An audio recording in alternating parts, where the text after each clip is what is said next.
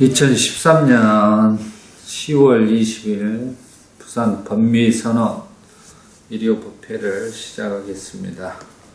먼저 3기를 빨리어로 해보겠습니다.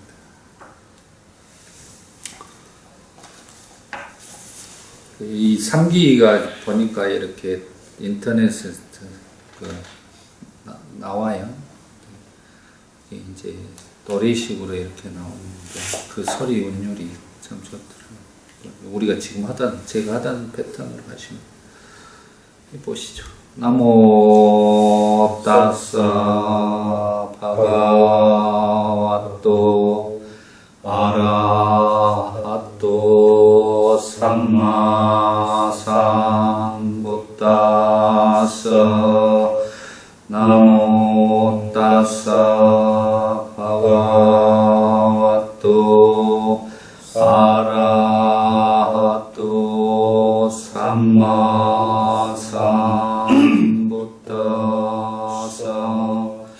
나모 따사 바가와또 아라하또 삼마삼부따사 부땅 사라낭 가차미 담망 사라낭 가차미 상강 사라낭 가차미 뚜띠암피 부땅 사라낭 가차미 뚜띠암피 담망 사라낭 가차미 뚜띠암피 상강 사라낭 가차미 따띠암피 부땅 사라낭 가차미 따띠암피 담망 사라낭 가차미 따띠암피 상강 사라낭 가차미 5개 하겠습니다.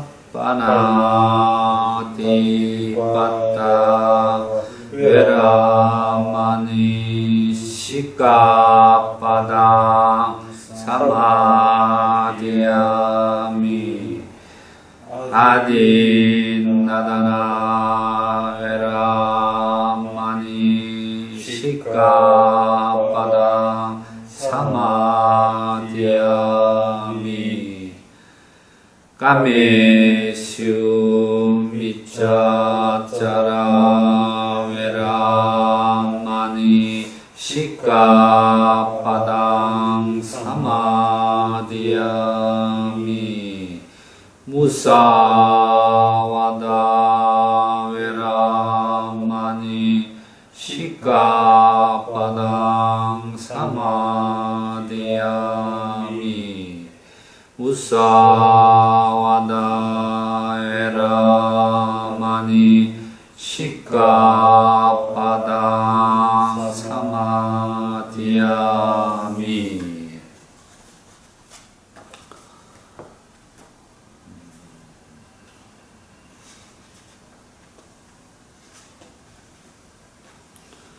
법륜경 독송하고 시작하겠습니다. 이렇게 나는 들었다. 어느 때 세종께서는 와라나시 근처 20바타나의 사슴동산에 계셨다. 거기서 세종께서는 5 비구에게 말씀하셨다. 수행자들이여 출가자가 따라서는 안 되는 2가지 극단이 있다. 그것은 저열하고 통속적이고 엄속하고 성스럽지 못하고 이익을 주지 못하는 감각적 욕망에 대한 쾌락의 탐닉에 몰두하는 것이며 괴롭고 성스럽지 못하고 이익을 주지 못하는 자기 학대에 몰두하는 것이다. 수행자들이여 이러한 두 가지 극단을 따르지 않고 열에는 중도를 완전하게 깨달았나니 이 중도는 눈을 만들고 지혜를 만들며 고요함과 높은 지혜와 바른 깨달음과 열반으로 인도한다. 수행자들이여 그러면 어떤 것이 열애가 완전하게 깨달았으며 눈을 만들고 지혜를 만들며 고요함과 높은 지혜와 바른 깨달음과 열반으로 인도하는 중도인가? 그것은 바로 성스러운 발정도로 바른 견해, 바른 사유, 바른 언어, 바른 행위, 바른 생활, 바른 노력, 바른 삿디, 바른 집중이다. 수행자들이여 열에는 참으로 이 중도를 통하여 완전하게 깨달았으며 눈을 만들고 지혜를 만들며 고요함과 높은 지혜와 바른 깨달음과 열반을 얻었다. 수행자들이여 이것이 바로 괴로움의 성스러운 진리다. 태어남도 괴로움이요 늙음도 괴로움이요 죽음도 괴로움이다. 슬픔, 비탄, 고통, 근심, 절망도 괴로움이다. 좋아하지 않는 것과 만나는 것도 괴로움이요 사랑하는 것과 헤어지는 것도 괴로움이다. 원하는 것을 얻지 못하는 것도 괴로움이다. 요컨대 오치원이 바로 괴로움이다. 수행자들이여 이것이 괴로움의 일련함의 성스러운 진리다. 그것은 바로 가래인이 다시 태어남을 가져오고 즐김과 탐욕이 함께하며 여기저기서 즐기는 것이다. 수행자들이여 이것이 괴로움의 소멸의 성스러운 진리다. 그것은 바로 그러한 가래가 남김없이 소멸함, 버림, 놓아버림, 벗어남, 집착 없음이다. 수행자들이여 이것이 괴로움의 소멸로 인도하는 도의 성스러운 진리다. 그것은 성스러운 발정도로 바른 견해, 바른 사유, 바른 언어, 바른 행위, 바른 생활, 바른 노력, 바른 삿디, 바른 집중이다. 수행자들이여 내가 만약 이와 같이 세 가지 양상으로 12가지 형태를 갖추어서 4가지 성스러운 진리를 있는 그대로 알고 보는 것이 완전하고 정정하게 되었기 때문에 나는 이 없는 바른 깨달음을 실현했다고 천인과 마라와 법천을 포함한 세상에서 사문과 바라문과 천인과 사람을 포함한 무리 가운데 있는 데서 스스로 천명하였다. 하였다. 그리고 나에게는 나의 해탈은 받고 무동하다.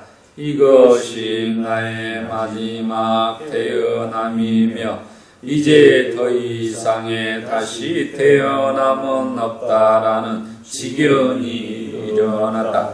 세종께서는 이렇게 말씀하셨다. 다섯 수행자는 마음이 흡족해져서 세존의 말씀을 크게 기뻐하였다. 이 설명이 설해졌을 때 온단한 존자에게 일어난 법은 그 무엇이든 모두 사라지게 되어 있다라는 기억고 내무지 않는 법의 눈이 생겼다. 세종께서는 와라나시에 있는 20바다나의 사슴동산에서 법륜을 굴리시자 땅의 신들이 한 목소리로 외쳤다. 세종께서 와라나시에 있는 20바다나의 사슴동산에서 유의 없는 법륜을 굴리셨나니 어떤 사문이나 바라문도 천인이나 말아도 범천도 이 세상에 그 누구도 이것을 멈추게 할 수 없도다라고 그때 세종께서는 감탄을 하셨다. 참으로 건다냐는 완전하게 알았다. 실로 건다냐는 완전하게 알았다. 이로 인해 건다냐는 안약 건다냐라는 이름을 얻게 되었다. 사두 사두 사티파타나. 네, 오늘 법문은 우리가 이 굶주림에 대한 것을 알아차림하는 시간을 가져보겠습니다. 특히 부처님께서 제가 신도인 굶주린 사람을 이렇게 기다려서 법문을 하는 대자 대비하신 마음을 내는 내용에 대해서 법구경에 나와 있는 인연담을 가지고 우리가 한번 부처님의 자비하신 마음을 알아차림하는 시간이 되겠습니다.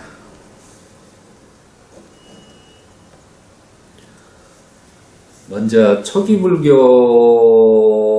스님들은 그때 당시에 걸식하시면서 탁발에 의존해서 이렇게 살아가셨습니다.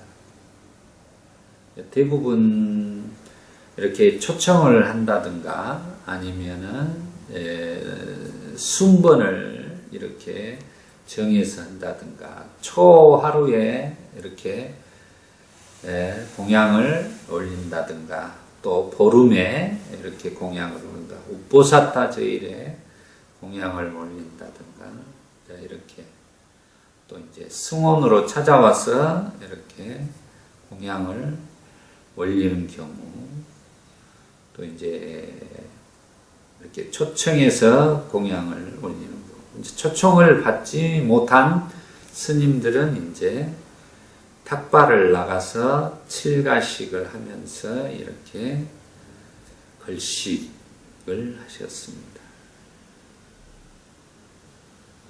대부분 이제 초창기에는 이렇게 걸식을 저녁에도 하고 낮에도 하고 이렇게 새끼를 이렇게 하시고 그랬는데 나중에 차츰차츰 부처님께서 오후 불식이라는 계율을 만드셨습니다. 그래서 그 뒤부터는 이제 오후 불식을 하시면서 걸식을 하고 있습니다. 지금 또 이제 남방 상자보 불교는 오후 불식을 실천에 옮기면서 살아가고 있습니다. 이제 이 걸식에 대한 내용이 나왔으니까 특히 우리 지금 현대의 우리들은 하루 3끼를 꼬박꼬박 챙겨 먹고 살아가고 있습니다. 또 저녁 시간에 구애받지 않고 우리가 음식물을 뭐 12시가 됐든 1시가 됐든 이렇게 먹으면서 우리가 비만에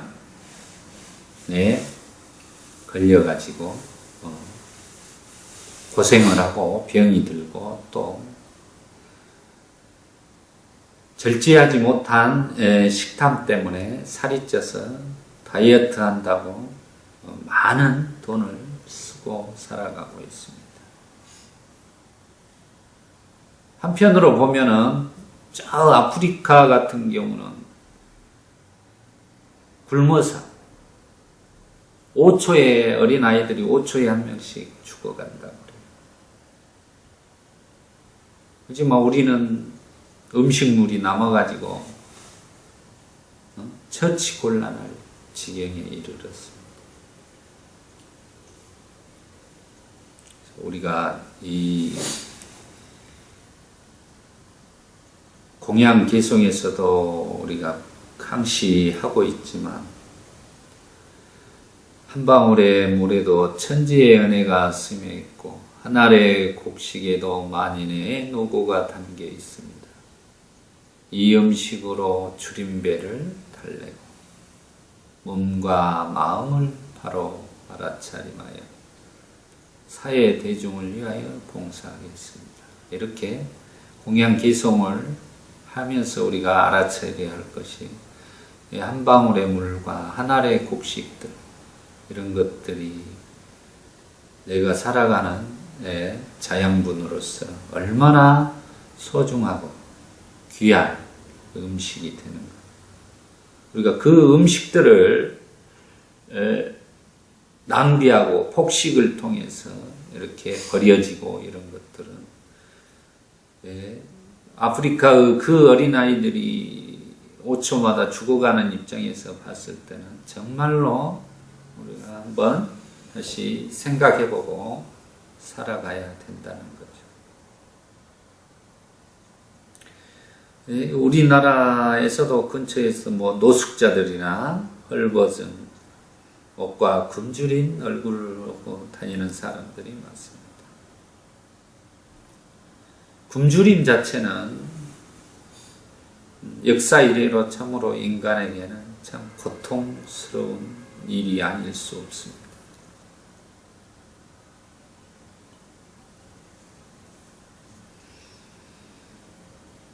저도 오후 불식계를 지켜가면서 수행을 하고 있습니다만 아침에 죽을 간단히 먹고 또 안 먹을 때도 있고 아침에 이렇게 죽을 먹는 것은 이제 간식으로 해서 일종식에 포함이 되지 않습니다.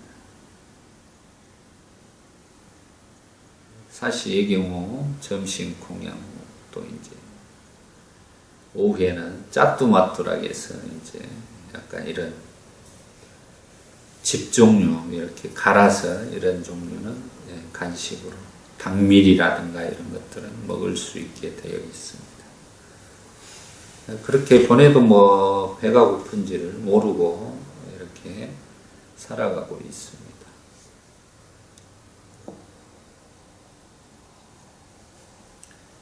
우리 일반 사람들은 뭐 오후 불식 하라고 하면 배가 고파서 잠이 안 오고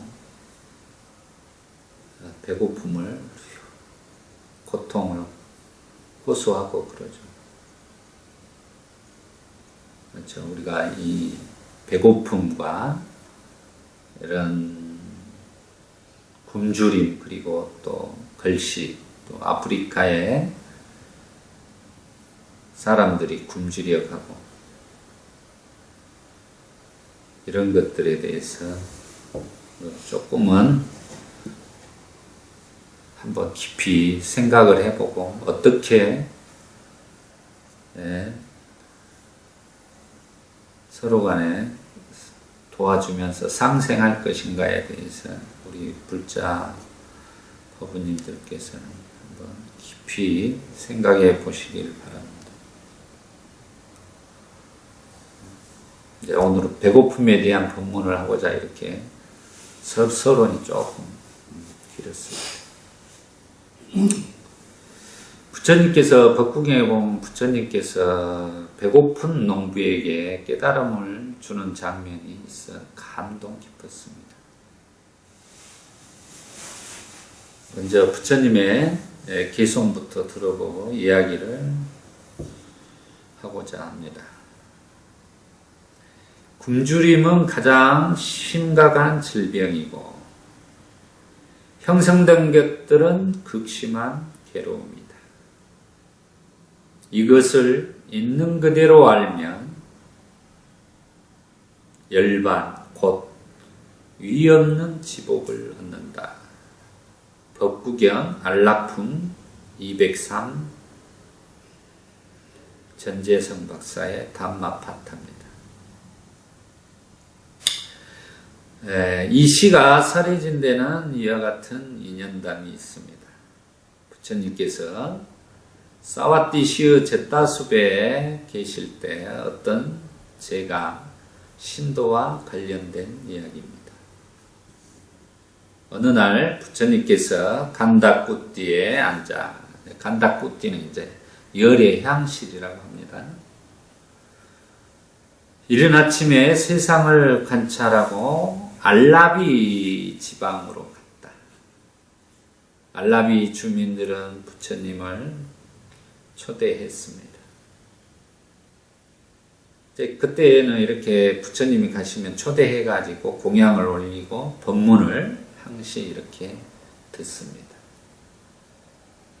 우리가 이런 내용에서 알아야 될 것은 부처님께서는 항시 중생들과 함께 하셨던 역사이다 라는 것을 우리가 아셔야 돼요. 따로 이렇게 은둔해서 막 이렇게 살아가신 삶이 아니라 중생들을 위해서 공양도 초청받아서 가정 방문을 하시고 거기에서 공양 먹고 법문을 통해서 흐름에 든 경지에 이르도록 안내해 주신 중생과 함께 했던 삶이었다는 것을 우리는 분명히 이해해야 되는 것입니다.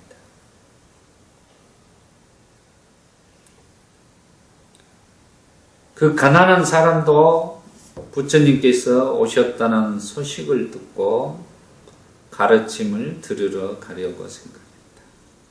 지금 주인공입니다. 이 가난한 사람이 부처님이 오셨다는데 얼마나 부처님을 그때 당시 칭견한다는 것은 대단한 일이었습니다. 그래서 가난했지만 그래도 오셨다고 들으러 가려고 생각했어요. 그런데 그날 그의 한 마리밖에 없는 소가 도망을 갔어요. 그래서 그는 먼저, 왜냐하면 자기에게는 지금 전 재산이죠. 한 마리밖에 없는 소, 가난하기 때문에. 소가 없으면 이제 먹고 생계를 유지하기가 어려우니까. 그래서 먼저 소를 찾은 다음에 부처님의 가르침을 듣고자 소를 찾아 나섰습니다. 한편 알라비의 주민들은 부처님을 비롯한 수행승들에게 공양을 대접하고 법문을 기다리는데 부처님께서는 내가 30여자나 걸어서 온 이유는 어떤 사람 때문인데 그가 지금 잃어버린 소를 찾아 숲속으로 갔다. 그가 돌아오면 법문을 설하겠다라고 말씀하셨어요. 그러니까 공양이 지금 끝나면은 이제 바로 이렇게 법문을 하셔야 되는데 법문을 하시지 않고 지금 그 가난한 사람이 소를 잃어가지고 그 사람을 위해서 부처님이 지금 깨우쳐 주기에 이 지금 오신 거예요. 알라비 마을에. 네, 그분이 없으니까 부처님께서 기다려라라는 거죠. 다행히 아직 대낮에 그 가난한 사람은 소를 찾아 솥대들 속에 넣어버리고, 이제 다행히 소를 찾아가지고 이제 솥대 무리 속에 넣어두고, 적어도 부처님께 인사는 드려야지 하고 굶주림의 고통에도 불구하고 집으로 가지 않고, 아침 소 찾으려고 아침하고 점심을 지금 굶어가지고 이제 배가 아주 고픈 거죠. 그 와중에도 이제 부처님을 뵙고자 집으로, 배고픔을 집에 가서 밥을 먹으면 되는데 그것보다는 부처님의 가르침을 듣기 위해서 부처님을 찾아갑니다. 부처님께서 급히 와서 인사를 올리고 한쪽으로 물러나 앉았다. 그가 오자 부처님께서는 배식하는 도우미에게 수행승들의 무리에게 남겨진 음식은 없는가라고 물었다. 우리가 이걸 잔밥이라고 그래요. 잔밥. 우리 이제 한국 불교에서도 쓰는데, 이제 먹고 남은 밥을 잔밥이라고 합니다. 세존이시여 여기에 있습니다. 그렇다면 이 가난한 자에게 주어라. 이게 지금 뭡니까? 그 법문을 이 사람을 위해서 기다리고 부처님이 있는데, 그 사람이 왔으니까 많은 대중들은 지금 부처님이 법문해 주기를 기다리고 있는 거죠. 근데도 그 가난한 제가 신도자가 왔어도 바로 법문을 하시는 게 아니라 먼저 지금 그분의 배고픔을 먼저 보신 거예요.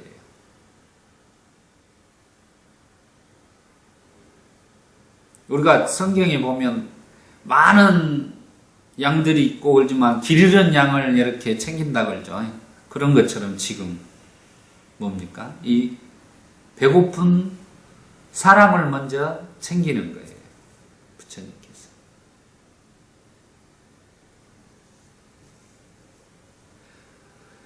그렇다면 이 가난한 자에게 주라. 그 가난한 자는 쌀죽과 갖가지 음식을 받아 공양을 한 뒤에 입을 헹구었다.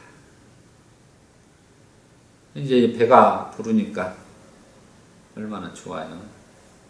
가난한 자에게 신체적 고통이 줄어들고 마음이 고요해지자 부처님께서는 4가지 거룩한 진리를 설하셨다. 이 사성제를 지금 설했다는 것입니다. 여기 보니까 이 마을 사람들이 수준이 굉장히 높았는가 봐요. 알라비 마을 사성제를 바로 설할 정도면 수준이 굉장히 신심과 공부가 많이 되었던, 준비가 되었던 제가 신도들이었는 것 같습니다. 그 결과 가난한 자는 흐름에 등 경지를 선취했다. 수다원과에 들어간 것입니다. 그리고 나서 부처님께서도 감사의 말을 하고 자리에 일어나 길을 떠났다. 흐름에 든 경지로 기다렸다. 법문을 다 하시고 나서 부처님께서도 감사의 말을 하고 자리에 일어나 길을 떠났다. 이 말은 바로 축원을 해주고 길을 떠났다는 것이죠. 많은 사람들이 부처님을 배웅하고 돌아갔다.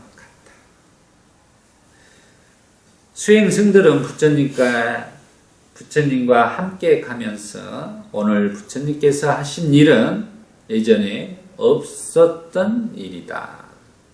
부처님께서 한 가난한 사람에게 다른 사람에게 주어진 음식을 제공했다라고 말하자. 이런 일이 부처님에게 전법을 하면서 없었던 일인데 지금 한 사람을 위해서 지금 이 배고픈 사람을 위해서 이 행위를 하셨다는 거죠. 부처님께서 이 말을 듣고 오늘 설법하게 된 동기의 자초 지종을 수행승들에게 이야기하고, 내가 이 사람이 굶주림의 고통을 겪고 있는 동안 가르침을 사라면 그 가르침을 터득하지 못하리라 생각하여 그렇게 한 것이라 밝히시고, 이 중요한 말입니다. 우리가 뭐라고 합니까? 금강산도 식후경 그러죠. 그 이치와 똑같은 거예요. 아무리 훌륭한 진리라도 배가 고프면 들을 수 없다는 것입니다. 지금 우리 나라에서도 그래요. 우리나라에 정말로 생계를 유지하기 위해서 열심히 노동을 하고 살아가는 사람들은 부처님의 참 가르침을 들을 기회가 없는 것입니다. 왜 그러냐면 굶주림부터 해결해야 되기 때문에 그래요. 우선은 이 몸이 편안해져야지만이 다른 것들을 생각할 수 있는 거죠. 우리나라 같은 경우 지금 얼마나 많은 부를 이루고 이렇게 여유를 갖고 있지만은 실은 그런 사람들이 이렇게 진리의 가르침을 듣지 못하고 있다는 거죠.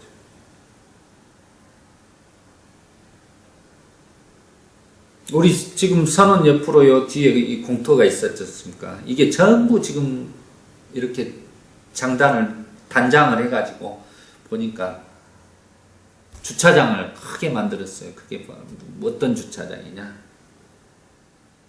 여기 교회에서 사용하려고 그 주차장을 만들었어요. 네, 일요일인데 여기는 딸내미 손을 잡고 아침에 보니까 그 차를 타고 일찍 8시 반이 되니까 이렇게 같이 오고 그러더라고요. 이런 모습을 보면서 저는 참 우리 한국 불교의 암담함을 생각하고 있는 것입니다. 그 많은, 그 넓은 그 공터를 주차장으로 만들어서 주차하기가 어려우니까 그놈을 다 해서 이렇게 크게 만들어놔서 일요일날 교회에 오도록 또 신자들이 그렇게 오고 있다는 거죠. 근데 우리 한국 불교는 일요일날 그런 문화들이 같이 이렇게 호흡하는 문화가 너무 부족하다라는 것을 체감합니다. 우리 법미선언도 일요법회를 하고 있지만은 이런 것들에 대해서 우리가 한번 더 발전적인 방향들에 대해서 생각을 해보고 열심히 저와 더불어서 우리 법우님들이 노력을 해야 되지 않겠는가 생각을 해봅니다.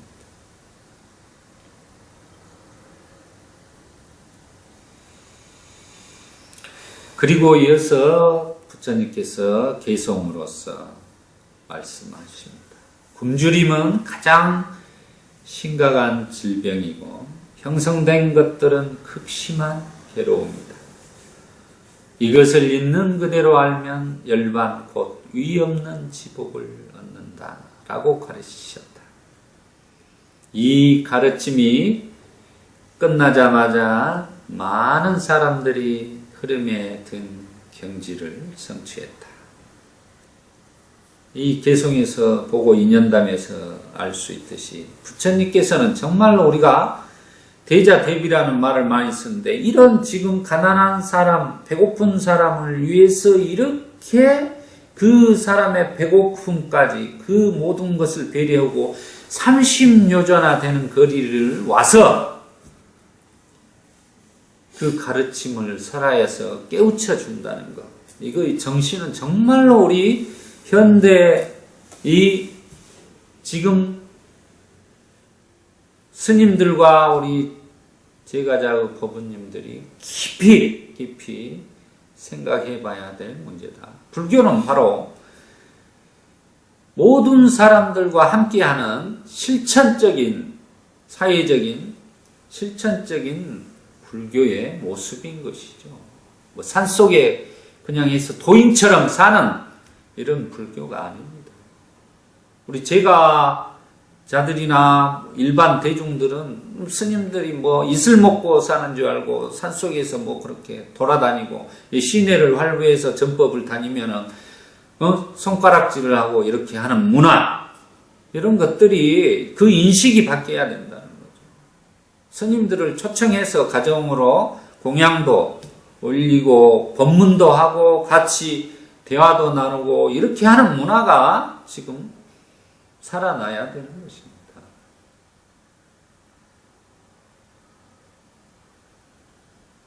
이 지금 법구경의 내용에서 부처님께서는 이렇게 자상하시게 어머니와 같은 대자대비하신 마음을 가지셨는 거예요.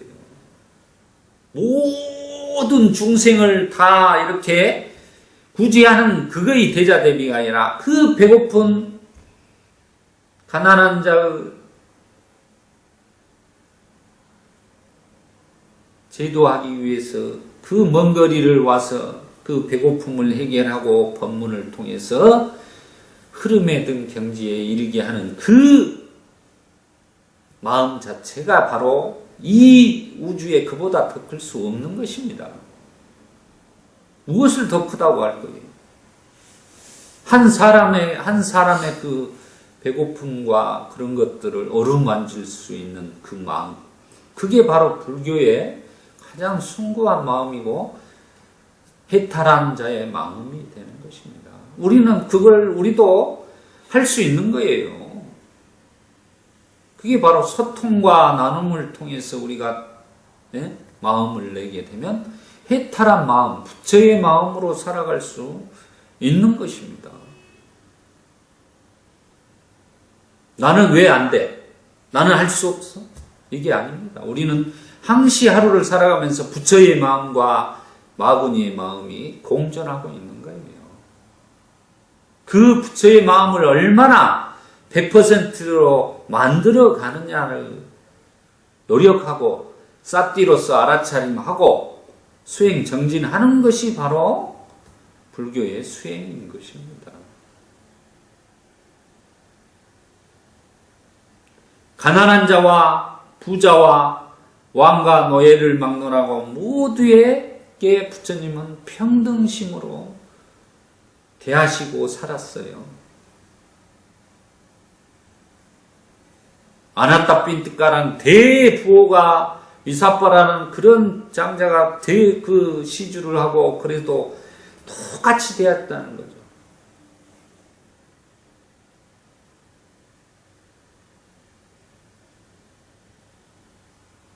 굶주림에 허덕이는 사람들은 배고픈 고통 때문에 설법을 들어도 깨닫지를 못합니다. 몸과 마음이 고통이 없는 상태에서 부처님이 가르침을 들으면 깨닫게 되는 것입니다. 이 불교는 그러니까 이 내용을 보면 정말로 고급스러운 종교인 것입니다. 정말로 수준이 높고 생활 수준도 높고 그런 사람들이 가까이 할 수 있고 가르침을 들을 수 있는 기회가 더 많을 수도 있다는 거죠.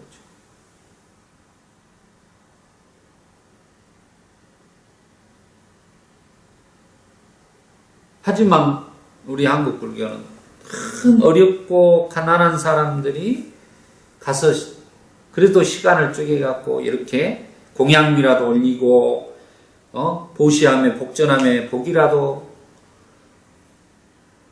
빌고 오는 문화로 이렇게 유지되어 왔습니다. 이런 부분에 대해서 한번 정말로 많이 배우고 이 지금 좋은 사회에 살면서 우리가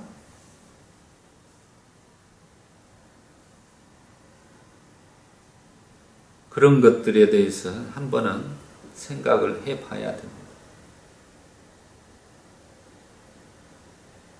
이 사회를 정말로 절제와 건전한 사회로 만들어 가기 위해서 불교가 있는 것입니다.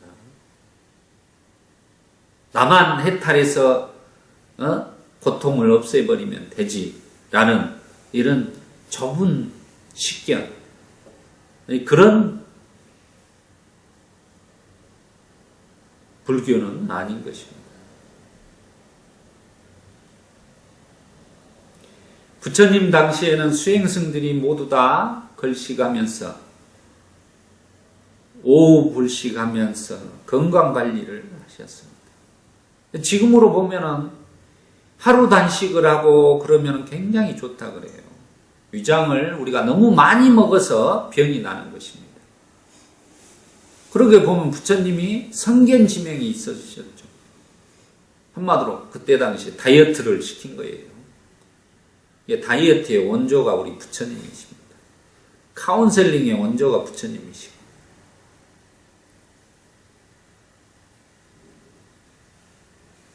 부처님께서는 항시 이렇게 제자들을 찾아다니면서 음식물은 충분한가를 이렇게 물으시고 살피신 분이었어요. 정말로 자상하신 분이에요. 어떻게 시험씨 같이 그렇게 하셨다니까요.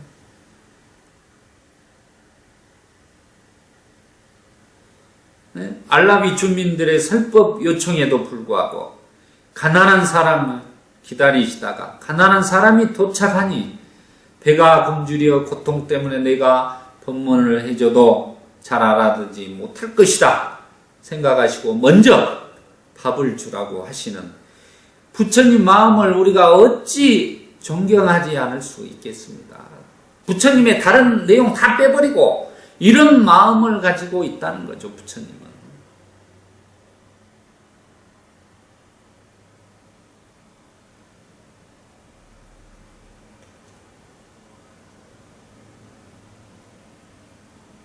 일주일 굶은 사람이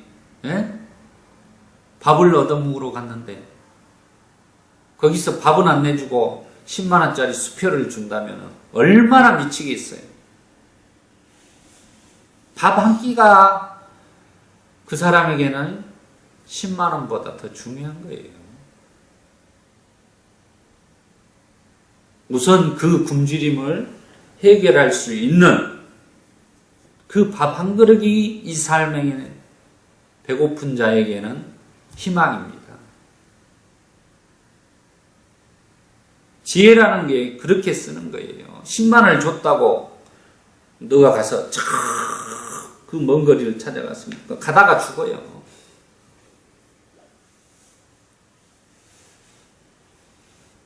이건 아주 중요한 것입니다. 이런 내용에서 봤을 때. 지혜라는 것이 바로 부처님께서 이 지혜로서 지금 먼저 그 제가신도를 밥부터 챙기고 나서 법문을 하시니까 좋은 환경에서 듣는다면 얼마나 많은 사람들이 깨닫게 될까요? 마찬가지입니다. 이 불교가 도심 속에서 좋은 여건과 환경을 갖추고 그 사람들과 같이 자유스럽게 와서 들을 수 있는 이런 프로그램들을 개발을 해서 간다면 얼마나 많은 사람들에게 또 이 사회를 위해서 공헌할 수 있겠는가.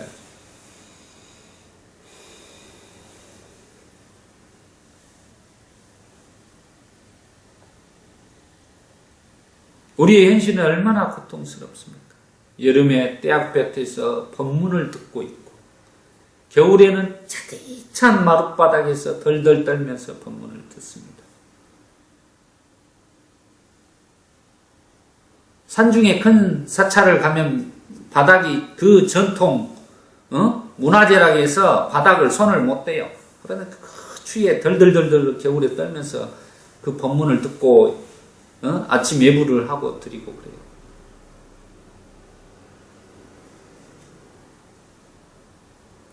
문화재를 지키는 것이 더 중요합니까? 이 사람을 편히 그래서 따뜻하게 해서 좋은 환경에서 가르침을 듣는 게 더 중요합니까?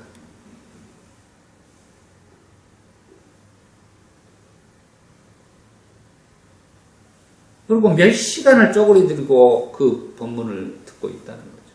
그 추위에 떨면서 한마디도 못 하고. 이런 환경에서 우리 제가제님들이 아무리 훌륭한 법문이 설해져도 지금 춥고 덥고 허리 아프고 고통스러운데 무슨 말이 귀에 들어오겠어요? 이게 지금 한국 불교의 모습이에요.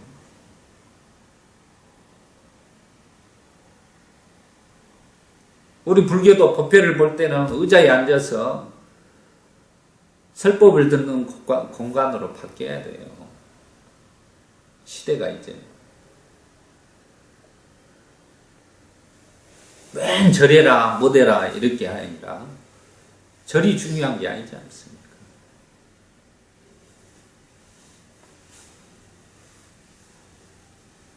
그리고 법회 시간과 점심 시간, 공양 시간을 꼭 지켜 나이 드신 분들이 굶주리게 아니어야 된다.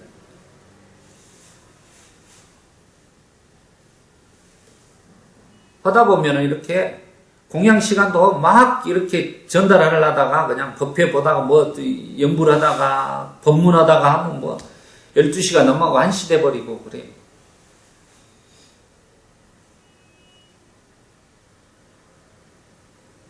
우선 배고픈 그 먹이는 게 더 중요한 거예요.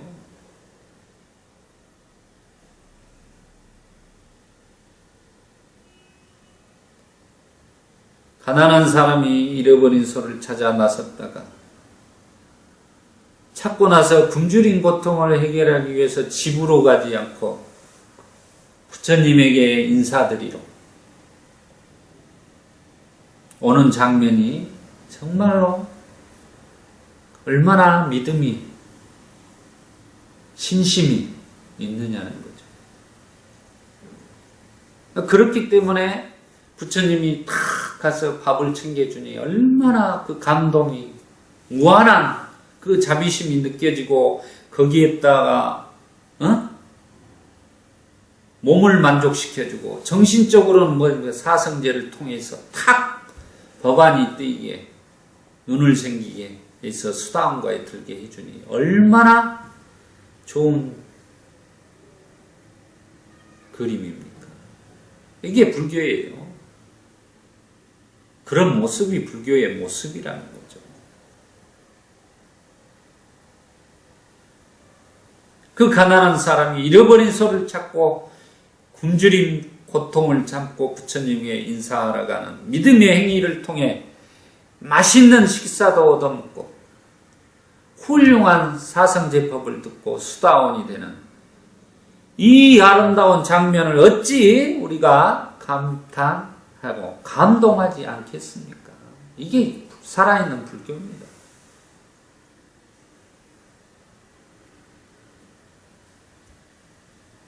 정말로 감사합니다. 감사합니다. 감사합니다. 라는 말이 나와요. 이렇게 부처님께서